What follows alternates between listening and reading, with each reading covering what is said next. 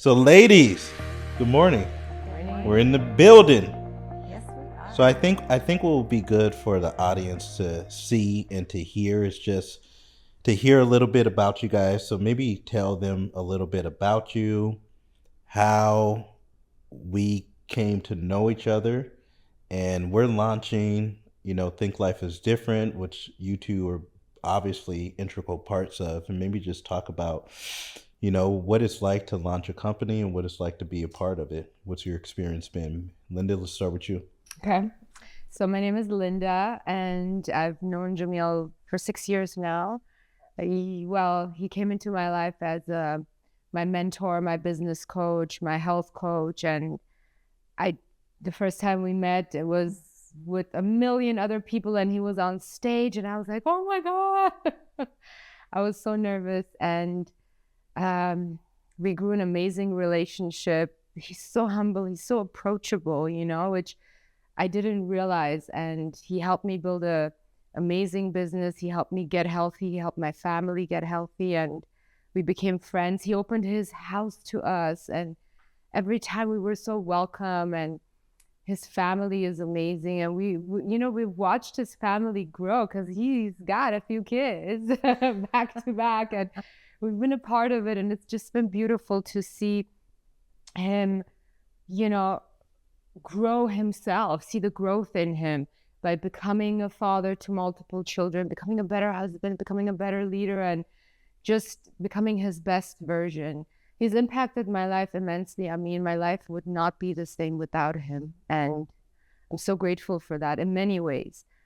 Just the advice and constantly being in my ear and always saying the same thing over and over. And as he says, like, yeah, I got to say it over and over because sometimes you don't hear it. And it's so true. And I'm just so excited about our new adventure together. Wherever he goes, I try to kind of cling on to him and get my piece of him, just to have his mentoring and his positivity and, have his personality in my life, because it's just not complete, if I cannot have such a positive person, such a positive character a part of my life. And I'm just so excited about this new adventure. Think Life is Different is exciting. It's been exciting. We've heard about it, and now it's just taken off. And for us to be a part of it, it's just such an honor. And it's a learning curve. Like, we're all learning together. We're getting better, and we're doing it scared, but we're doing it. And that's what it's about. And I cannot wait to see where we're going to be in a month, a year, in 10 years from now, and just really impacting lives and helping people. I'm just so excited. I love it. Sabrina? I don't know how I'm gonna top that one, but I was getting emotional just listening to you. Jamil and I have. Well, first tell them who you are. Oh yeah, I'm Sabrina. And Jamil and I have known each other and what's your role collaborating with Think Life is Different? Okay, so I'm Sabrina, and I'm the director of operations for Think Life is Different. I have been collaborating in different roles, many different roles, with Jamil for 10 years now. Isn't that crazy? Yeah.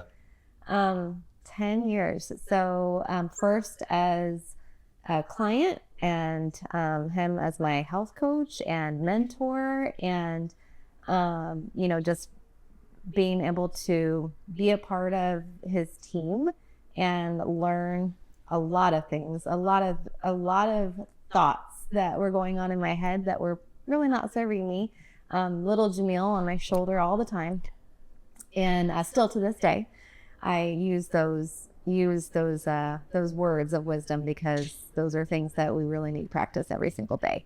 But also just growing into the leadership role that I was able to get into, and then continue to help with what his role was in the business, and then continuing to see him launch Think Life is Different, and also be able to see his growth too, and just not just in his finances, but also just in life and how he handles different situations it was pretty cool to be a part of that and be able to see like, oh, look at this version versus this version and how he's worked on himself. And so when we work on his bio, we work on, you know, the different things that we want to teach other people in their lives, it's pretty cool just to see and know that he practiced it, he learned from it, and now he gets to teach it. And so he gets to be that teacher to other people. And going into my own life and my own experiences and wanting to find what am I supposed to be doing and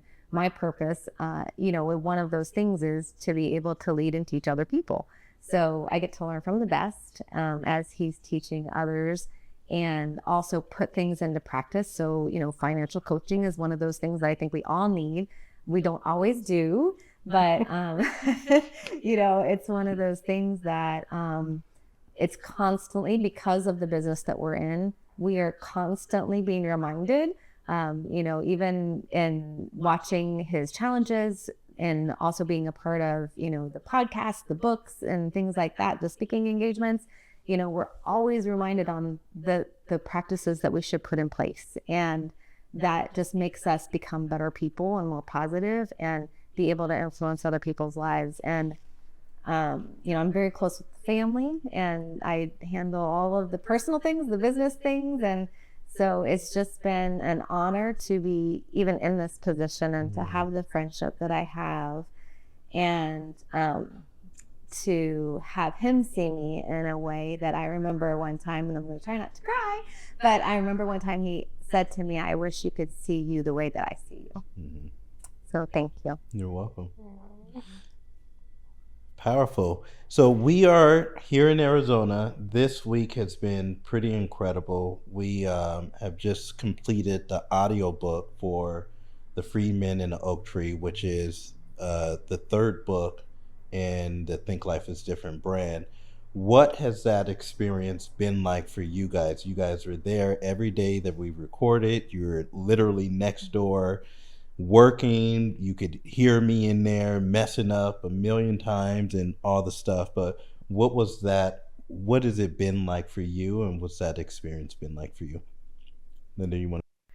Yeah, honestly, I mean, you impressed me. I mean, just to see you literally do something that was so difficult for you and, you know, overcoming it and saying like, I'm doing this, you know, and then just really, and like, we were like, wait, what? There's like 10 pages left. Like, oh, wow, it's done. And just watching you and just being so passionate about your book, it is such an honor to be a part of that, you know, and we've heard a lot of your voice. And I was telling you, I said, your voice is so soothing. It's so nice. And I can't wait for the audience to also get a piece of that, you know, like it's really, you put in a lot of work.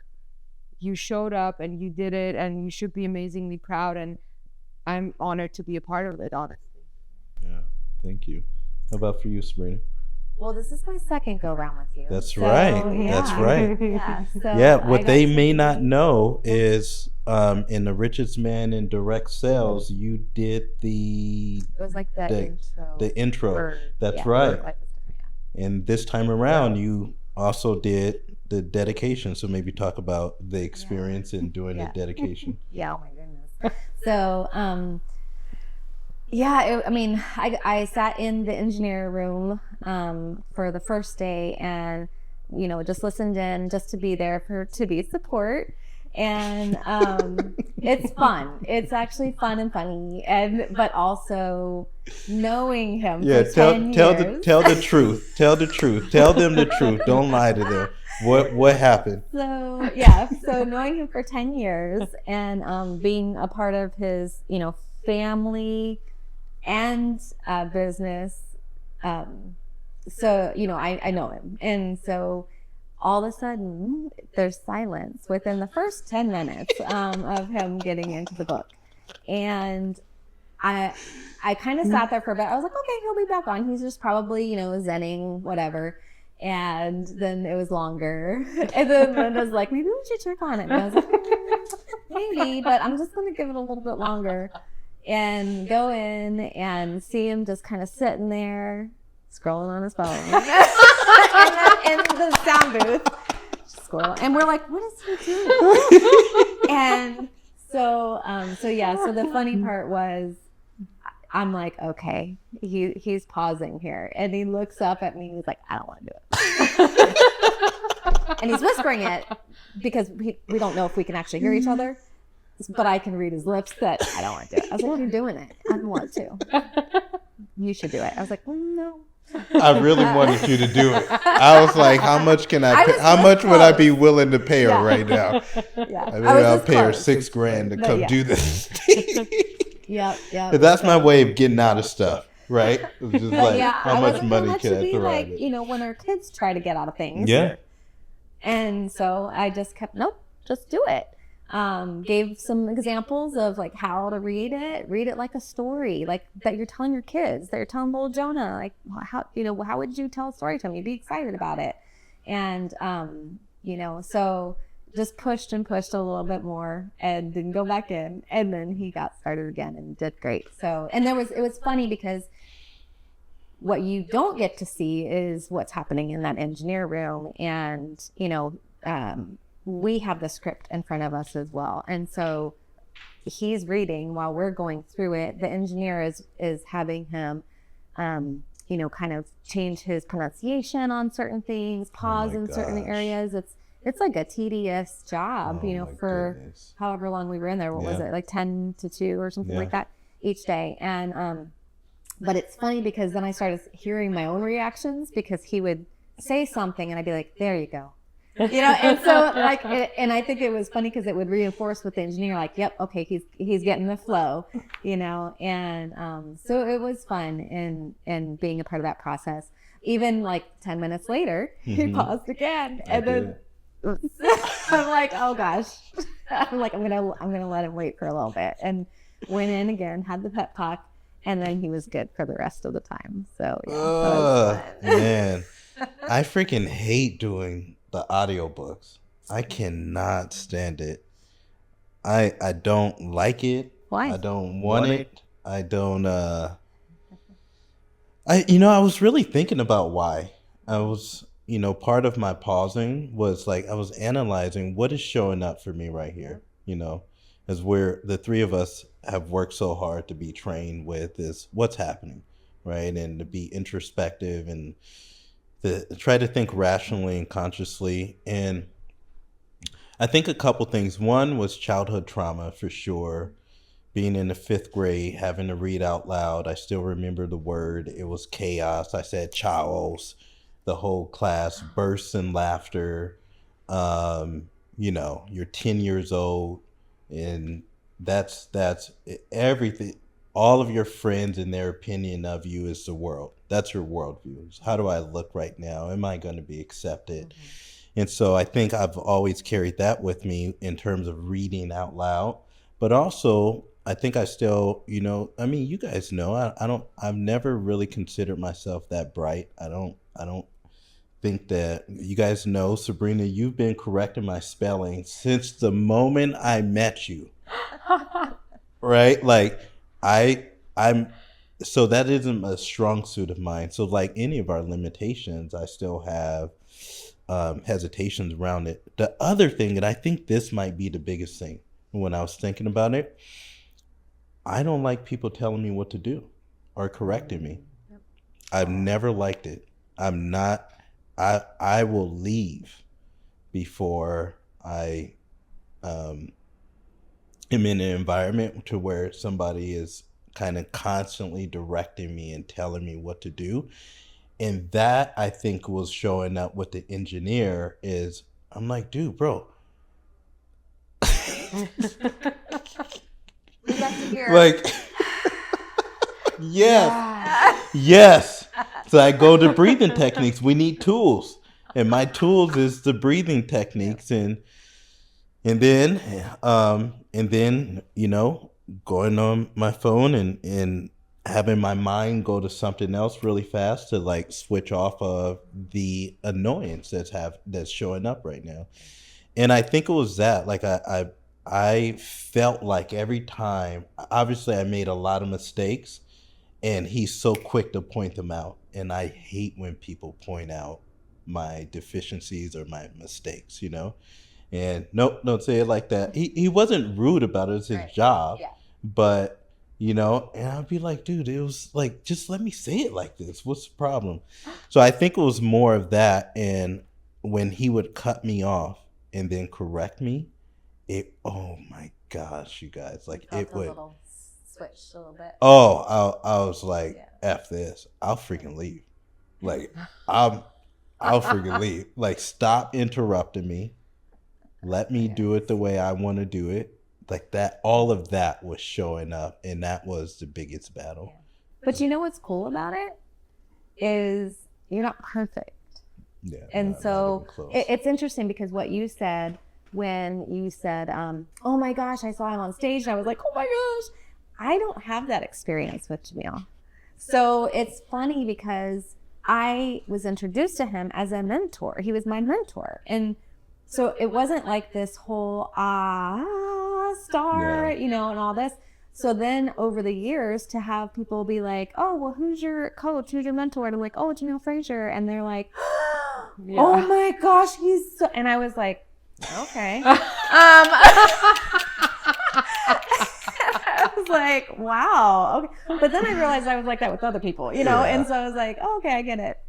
But it is pretty cool, and then when I am talking about the books and the 12 shifts, and I'm like, oh my gosh, you got to read this book. It's 12 shifts. It's my, and people are, they're like, oh, that's really cool. Then I realize that I am kind of fangirling, because I'm like, well, I mean, it is my friend and my, mentor, my boss. And, but it's interesting because it's a different experience when other people haven't had that relationship as long as we have had.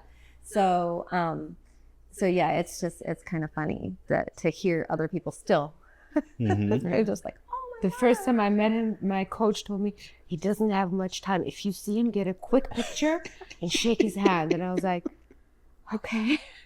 And I was literally standing next to you, like, not breathing. That's hilarious. Do you remember where that was? Was it at convention. My house? I met you at convention for the first time. Remember what city? After I met you, we were in Orlando. Oh, wow. After I met you, you were on stage, and I was like, oh my God, I was just standing next to this guy. That's funny. Yeah. It was pretty huge. Yeah, I mean, and honestly, like, it's interesting how, I don't even know how I got into the role of being like your protector.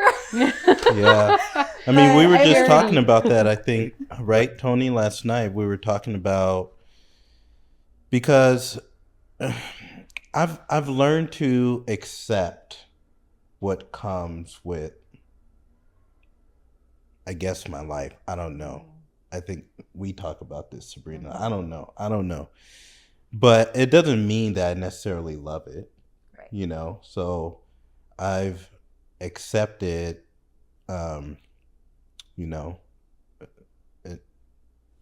the things that come along with whatever. I don't even really know how to say it, but I've just learned to accept it, but I don't necessarily love it. And Tony and I were talking last night about just like, because I think Life is Different, and I know that this could be a $20 million company, but I even have reservations about that because I've done that before, and I know what comes with that. And I know so Tony was talking about like the access, like setting up kind of, what did you say? Not be so accessible. Not be so accessible. Yeah. And kind of setting up like systems to where that doesn't happen. But that is one of I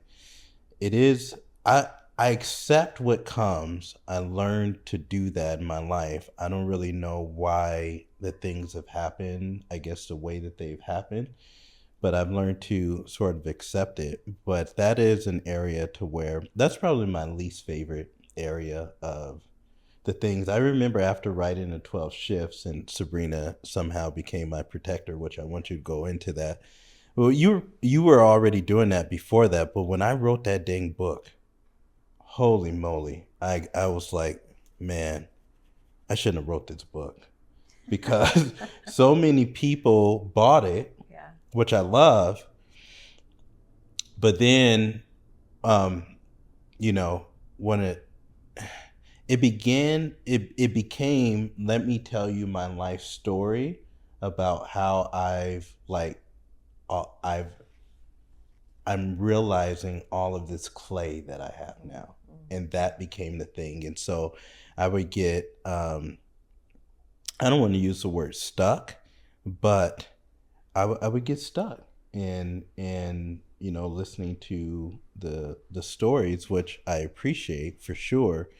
But you also want to kind of go back to your hotel room, or you want to be with your family, or you want to try to make it to the coffee. It's like you want to go get something to drink. Yeah, without being And stopped and 10, 20 times. yeah, and so I think that's honestly has had a big effect on me over the years too, to where I have become more reserved for sure, um, because of that. But how did you become the protector? You sort of had that role for a while now. Gosh, I don't even know. I honestly don't even know when that would have started. Um, I think part of it was just being involved in a lot of the events and, being part of either a panel or the back end of it, and getting to know like how you like things to flow and things like that. But I mean, I have a background in working with speakers. Yeah. So that one event, and I can't remember if it was it St. Louis? Yeah, it was St. Louis. That was a cool one. That was that right after you wrote the book? No, that was before. Because that was when I think you elevated, Yeah. like to a whole different level. Because I remember everybody, and that was like 20,000 something people. Like Yeah. it was crazy, and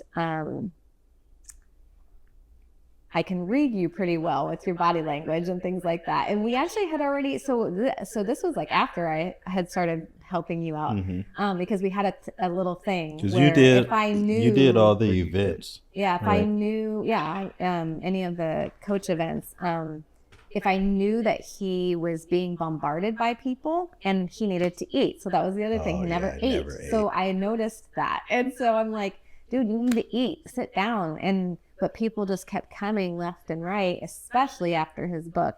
And so we had a little thing where I would go up and touch his elbow. And then he would know, like, oh, she's trying to get my attention or get me out of here. And so at this one particular event, there was, I see him, and I think Amanda may have been with you.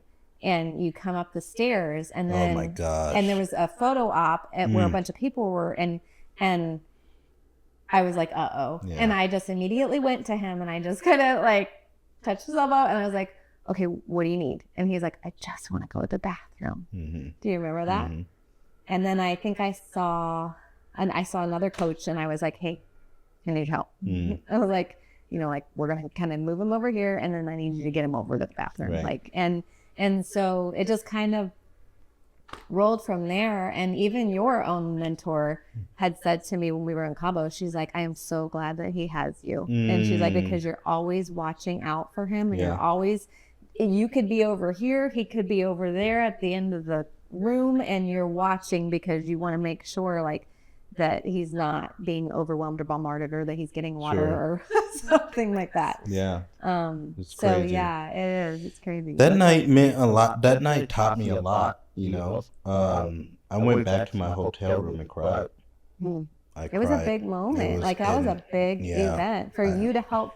It was kind of like that pivotal moment where, I mean, because I've worked with, 1,000-person events before, and you're going like 5 a.m. until midnight, and you're exhausted. And I would literally hype myself up before I walked out the room. Yeah. And I'd be like, okay, 1, 2, 3, go. And then you're just on all day. Yeah. And so I'm like, okay, this is his moment. Like, it's going to start. This is where it's going to keep going. It's crazy. Yeah. We finally were able to get out of there. I just remember getting back to the room, and we brought Amanda, my wife, we brought her sister with us to, I don't remember what kid it was, but it was one of the 4 that she was watching. And maybe maybe Cruz. I don't know who it was, but I just remember going back to the room, and I just broke down. I just cried and pounding on the wall, just like confused and upset and very tired. And I remember just like this, boom, that lasted for like 15 seconds, and then just remember accepting it. Just, it is what it is. Like, and that's the thing. It's like, that's why I tell people you have to be careful what you ask for, you know. And if you ask for it, then you need to accept everything that comes along with it. And I think sometimes the fear of accepting what comes with it is kind of what holds people back as well. And it definitely is. You know, you can't take more withdrawals out of life or business or even the bank than you've put in. And I think a lot of times we want to take more out. Like, I want to make the huge impact, but I don't want what comes with it, right? I want to have the baby, but I don't want to endure the pregnancy. And I think it was for me, and I still, Sabrina knows it better than most, maybe you and Amanda, but I still have to probably on a weekly basis just accept, like, this just is what it is. You know, this is what it is. For, I mean, I asked for it. You know, like, I asked for it, and it is what it is. So you just have to accept it. I guess as we close up here, I don't know. What do you guys see happening in the next 12 months? Linda? A lot. I see constant action. I mean, this, you know, we're working on an amazing system, and we're making errors, and we're learning, and we're changing the direction. And with every time, we're getting better and better, which is really exciting to watch and see how things come together. And once we have it down, I see endless opportunities, honestly. Yeah. I'm excited. So you're probably going to need 1 or 2 bodyguards very soon. It's Passy. Yeah. It's Passy. Yeah. Yeah. That's possibly. Yeah. So, I mean, there's so much opportunity, so many things. So, I mean, and as a visionary, you know, that could change. Yeah. So we could go one direction and go another. But, you know, I think that with your talent and with your desire and your passion for what it is that you want to put out there and give to people, that, you know, it's just going to be insurmountable where we can go and grow. And, you know, just, I mean, you were doing this all by yourself for so long.